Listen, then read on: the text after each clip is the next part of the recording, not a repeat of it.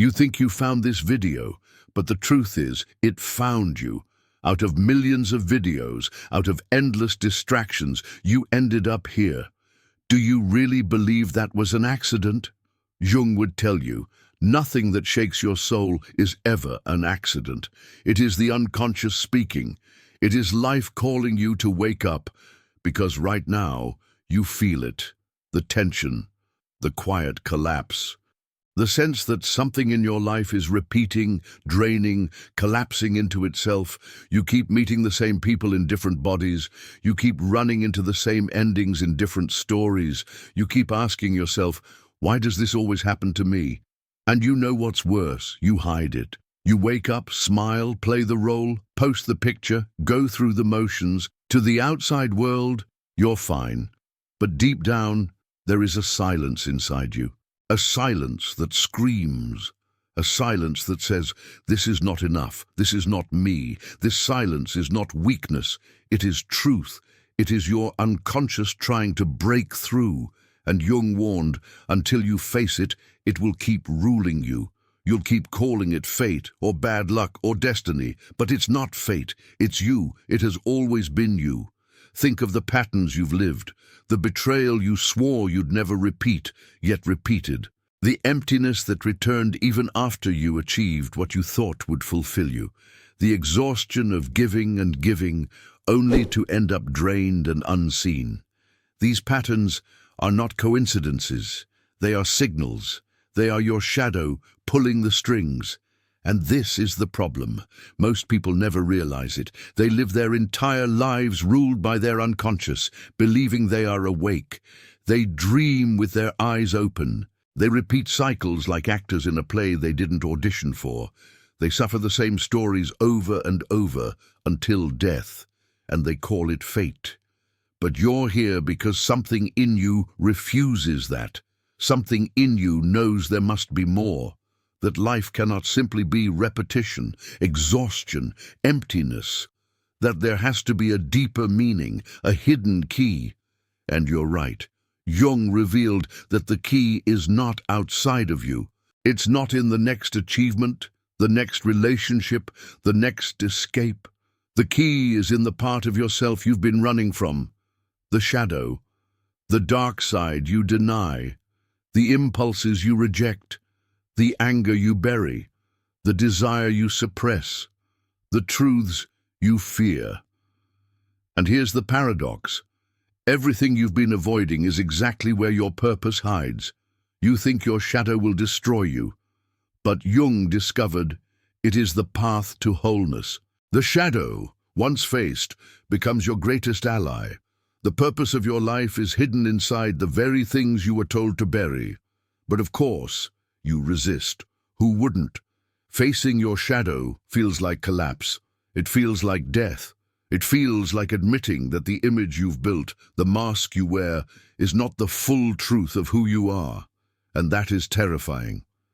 Still, Jung said, the most terrifying thing is to accept oneself completely. Why? Because when you do, illusions die, the masks crack, the roles fall apart. You stop being the person others wanted you to be, and you start becoming the person you actually are, and that changes everything. This is why you ended up here, because deep down, you're ready. You wouldn't even be listening to these words if some part of you wasn't prepared to stop dreaming and start waking. But let's be honest, awakening is not comfortable. It doesn't feel like a soft light or a gentle breeze. It feels like the ground splitting beneath you. It feels like betrayal, loss, collapse. It feels like the life you knew falling apart. And that's because it is. And yet, this collapse is not destruction. It is initiation. It is the breaking of the false so that the true can be born. You felt the weight of pretending, smiling when you wanted to cry, saying yes when your soul was screaming no, performing goodness while suffocating inside. That is not virtue, that is unconsciousness, that is you killing parts of yourself just to fit in, and it's costing you everything. It's why you feel empty even when you're successful. It's why you feel lonely even when you're surrounded. It's why you feel restless even when you're busy, because no mask can silence the shadow, no achievement can replace authenticity, no approval can substitute purpose. So here is the truth Jung would give you. The life you've been living is not truly yours. It is a performance, a repetition, a dream. Real life begins only when you awaken to yourself. And this is where it gets uncomfortable. Because awakening means looking into the mirror you've been avoiding. It means seeing the envy, the rage, the selfishness, the hunger. It means facing the thoughts you'd never admit aloud. And it means admitting that these parts of you are not mistakes. They are signals. They are guides. They are fuel. The shadow is not here to destroy you. It is here to complete you. But will you face it? That is the question. Most people won't. They'll keep living as fragments, addicted to the mask, terrified of the truth. They'll repeat until they die, never realizing they were asleep the whole time. But you're still here, still listening, which means you're different. It means your unconscious is demanding to be heard. It means this video didn't just appear, it was necessary. So let's go deeper. In the next block, we will walk into Jung's roadmap, shadow, persona, and individuation. We will see why facing your darkness is the key to discovering your purpose. And we'll uncover the terrifying, liberating truth that everything you've been running from is exactly what you need to become who you are. You felt it already, the pull of your shadow, the cracks in your mask, the exhaustion of living a half-life. Now the question rises, how do I face it? How do I step into myself without collapsing completely? Jung gave us the map. He called it individuation. And though it sounds abstract, it is the most practical, urgent path you will ever walk. It is the difference between being ruled by the unconscious and becoming whole. It is the difference between living in illusion and living with purpose. Individuation is not perfection. It is not sainthood. It is wholeness. And it unfolds in three great movements: the shadow, the persona, and the self. The first movement is shadow work. The shadow is everything you've denied, the envy you condemned, the anger you repressed, the selfishness you buried. Even the talents and desires you were told were too much or unrealistic. Every time you said, "That's not me," you exiled a part of yourself. And those exiles do not disappear. They wait in the dark until the day you're strong enough to face them. This is why life keeps repeating, because the shadow will not be ignored. The betrayal you suffered again, the emptiness that returned, the toxic cycle that reappeared, these were not coincidences. They were messages. They were the shadow saying, "Face me, stop running." And here is the paradox. When you face it, you discover it is not pure darkness. Inside your anger is clarity. Inside your envy is ambition. Inside your selfishness is survival instinct. Inside your desire is creativity. The shadow is not here to kill you. It is here to complete you. But most people never get this far, because facing the shadow feels like death. It feels like watching the mask you built crack in your hands. And we cling to the mask because it keeps us loved, accepted, safe. Which brings us to the second movement, the persona. The persona is the mask you wear for the world. It is necessary. You cannot live without it. At work, you wear the mask of competence. With family, you wear the mask of loyalty. With strangers, you wear the mask of politeness. These roles keep society moving. But the danger comes when you forget the difference between mask and face. Jung warned, the persona is that which in reality one is not, but which oneself and others think one is. You know this already. You've smiled when you wanted to scream. You've said yes when every part of you wanted to say no. You've played the good one, the strong one, the reliable one, even when you were breaking inside. And people praised you for it. They loved the mask, but they never saw you. This is why you feel invisible even when surrounded, because the mask is what they love, not the self. Awakening means breaking this illusion. It means realizing, I am not the mask. I can wear it when needed, but I can take it off too. I can perform the role without losing my soul. This is terrifying, because when you take off the mask, some people will leave. They didn't love you. They loved the performance. But this loss is freedom. Because the ones who remain will be the ones who love you, not your mask. And then comes the third movement, individuation. This is the birth of the self. The point where you stop living as fragments and stand as a whole. The moment you unite opposites, light and shadow, persona and authenticity, chaos and order. The moment you stop chasing perfection and embrace wholeness. Jung called it the privilege of a lifetime, to become who you truly are. But he also warned, people will do anything, no matter how absurd, to avoid facing their own soul. That is why individuation is rare, because it costs everything. You will lose illusions. You will lose roles. You will lose the comfort of blaming others for your fate. But what you gain is everything. Because individuation is where purpose emerges. Purpose is not out there, waiting for you to stumble upon it. It is in here, buried in what you've denied.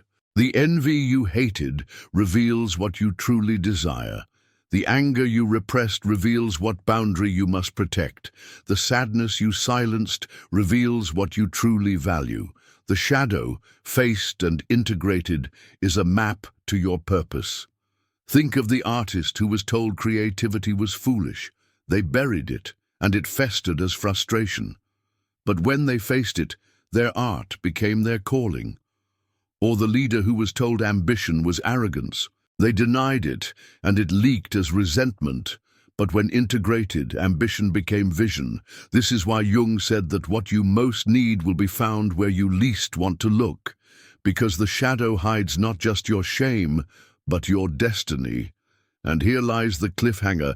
Individuation doesn't just change your inner life, it changes how the world responds to you, because when you live whole, you become magnetic. Some will fear you, some will admire you, none will ignore you. In the next block, we will explore this transformation in action. We will see what happens when you awaken, how relationships shift, how presence deepens, and why wholeness makes you unforgettable. Individuation is not a theory you understand once and forget. It is a transformation that seeps into every corner of your life. And the first sign is subtle. Your presence changes. You don't force it. You don't even notice it at first. But others do. You speak less, yet your words cut deeper. You stop apologizing for existing. You stop explaining your every move. You stop collapsing when others disapprove. And suddenly, people sense something different in you. They can't name it, but they feel it. Gravity. Jung said, the meeting of two personalities is like the contact of two chemical substances. If there is any reaction, both are transformed. When people meet you integrated, they react. Some feel threatened. Others feel inspired, but no one feels nothing. Take relationships. Before individuation, you gave endlessly, hoping to be loved. You forgave endlessly, hoping to avoid abandonment. You agreed endlessly, hoping to keep peace, but individuation ends this cycle. Now, you give, but not until you are empty. You forgive, but not endlessly. You love, but never at the cost of respect. You set boundaries, not out of cruelty, but out of truth. And this shift reveals everything. Some people vanish. They say, you've changed, and they're right. You've stopped being their supply. You've stopped collapsing into their games. They cannot control you anymore, so they leave. And though it hurts, it also liberates you, because the ones who remain are the ones who can love you as you are. Others stay, and these are the relationships that deepen, because your authenticity calls forth theirs. Your steadiness awakens their steadiness. They can breathe in your presence because you are no longer demanding approval. These are the bonds that become rare, unshakable, sacred. Work changes too. Before, you believed hard work alone would be recognized. You thought effort equaled reward. But individuation teaches you that competence is not enough. Presence matters, boundaries matter, strategy matters. Now, you wear the persona consciously. You project competence when needed, but you never confuse it with identity. You know the mask is a role, not your soul. And because you know this, you don't get swallowed by it. You can lead without being consumed by leadership. You can succeed without being devoured by success. This balance makes you magnetic. People trust you because you are consistent. They sense authenticity behind the role. You don't beg for recognition. You command it silently. You don't sacrifice your truth for approval. You balance truth and role with precision, and this makes you rare. But the greatest transformation happens inside. Before individuation, you denied your rage, your envy, your desire. You buried them. But they controlled you anyway. They leaked through anger, resentment, secrecy. You thought repression was virtue, but repression was slavery. Now you admit them. You look in the mirror and say, yes, I feel rage. Yes, I feel envy. Yes, I want power. And the moment you admit it, the power shifts. Rage, integrated, becomes boundary. Envy, integrated, becomes ambition.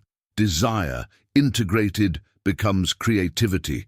What once sabotaged you now fuels you. This is why Jung said, one does not become enlightened by imagining figures of light, but by making the darkness conscious.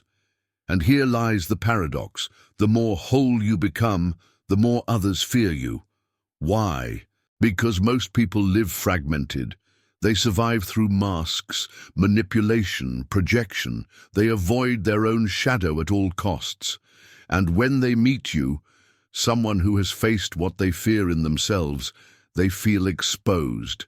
You become a mirror they cannot avoid. Some will hate you for this. They'll call you arrogant, dangerous, selfish. They'll whisper about you. But remember, their reaction is not about you. It's about the shadow they refuse to face. At the same time, you will attract. Your authenticity will act like gravity. Your steadiness will inspire trust. Your refusal to collapse will draw the strong to you. You will not need to chase. You will attract. You will not need to prove. You will be respected. This is individuation in action. You become unforgettable, not because you are perfect, but because you are whole. People may not always like you, but they will never forget you. And within yourself, you will feel freedom. The freedom of not performing every moment. The freedom of not collapsing into every demand. The freedom of not needing to explain who you are to anyone. The freedom of being whole. But individuation does not end here, because now comes the question, how do you sustain it? How do you live this wholeness daily, in relationships, in work, in solitude? How do you turn individuation from a breakthrough into a lifestyle? In the next block, we will explore Jung's final gift, the practices that make freedom real, daily rituals, practical choices, the simple, powerful acts that keep you awake in a world that wants you asleep. Freedom does not arrive as an explosion. It does not appear in a single epiphany or a sudden flash of light. Freedom is not something you stumble upon by chance. Freedom is a discipline. It is a practice. It is the way you live when no one is watching. Jung knew this. He saw that real transformation is not measured in theories, but in daily choices. You can understand individuation, you can admire the concept, you can even talk about it eloquently, but if you do not live it, you are still dreaming. So what does it mean to live individuated? It begins in relationships, because nothing tests your wholeness more than another human being. When someone offends you, triggers you, or wounds you, your shadow is the first to rise. Rage, shame, fear, And if you are not conscious, you project it all back onto them. You see them as the enemy, when in truth, they are the mirror.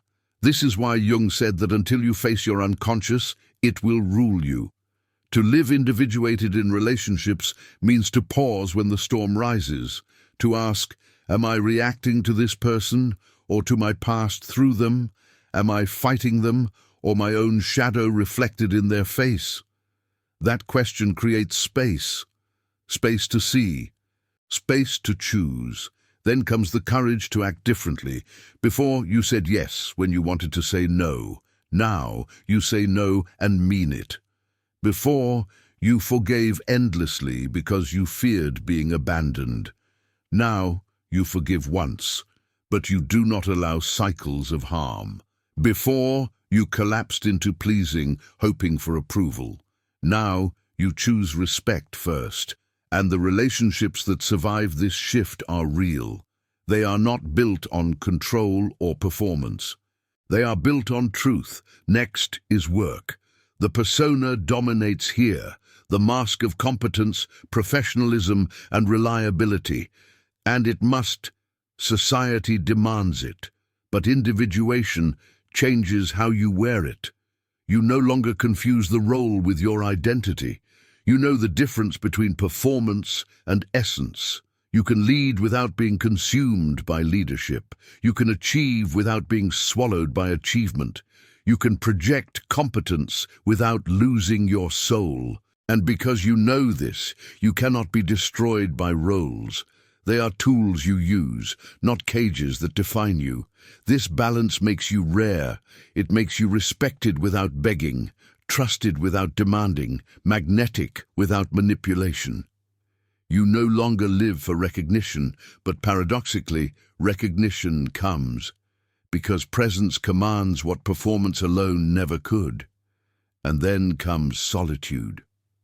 This is where individuation deepens. Jung called dreams the royal road to the unconscious. Pay attention to them, write them down. They are not nonsense, they are symbols, fragments of your shadow and self speaking in the only language they know. In dreams, the unconscious gives you images that bypass your defenses. What you refuse to see in the day appears in the night. Journal too, not as a productivity tool, but as confession. Write the things you never say aloud. Write your envy. Write your rage. Write your hunger. Each line is shadow reclaimed. Each word is a piece of yourself returning home. Practice active imagination. Sit in silence and allow the figures of your unconscious to appear. Ask your fear what it wants. Ask your anger what it protects. Ask your desire what it reveals. Dialogue with them. It may feel strange at first, but it is powerful. Because the moment you speak with your shadow, you stop being ruled by it. And above all, cultivate silence. Not just external silence, but inner silence. The discipline of not reacting to every impulse, every distraction, every demand. The ability to sit in stillness and watch without collapsing. In that silence, clarity is born. In that silence, freedom breathes. These practices are simple, but most people will never do them. They will keep running. They will keep burying. They will keep pretending. They will keep living as fragments. But you will not. Because you have already heard the call. You would not be here otherwise. And yes, individuation has a cost. You will be misunderstood. Some will call you selfish. Some will call you arrogant. Some will resist your boundaries, recoil from your silence, and resent your wholeness. But that is the price of freedom. You can no longer be everything for everyone. At the same time, individuation has a gift. You will attract the strong. You will inspire the ready. You will draw in those who are also awakening. You will no longer need to chase. You will become gravity. This is the paradox. The more whole you become, the more feared you are by the unconscious, and the more magnetic you become to the awake. You will not always be liked, but you will be unforgettable. You will not always be understood, but you will be respected. And in the quiet moments, you will feel it. The rarest thing of all, freedom. The freedom of not wearing masks every moment, the freedom of not collapsing into every demand, the freedom of knowing that even if the world misunderstands you, you are whole. This is why Jung said, "The privilege of a lifetime is to become who you truly are." That is the purpose hidden in your shadow, not a destiny handed down from above, but a truth born from within. So now comes the final question. Will you do it? Will you face your shadow? Will you take off the mask? Will you accept yourself completely, even the parts you swore were unlovable? Because if you do, everything changes. You stop being replaceable. You stop being fragile. You stop being unconscious. You become rare. You become whole. You become unforgettable. If you are ready, declare it. Write in the comments, "I choose awareness." And if you want to keep walking this path, subscribe. Because this is not the end. This is only the beginning.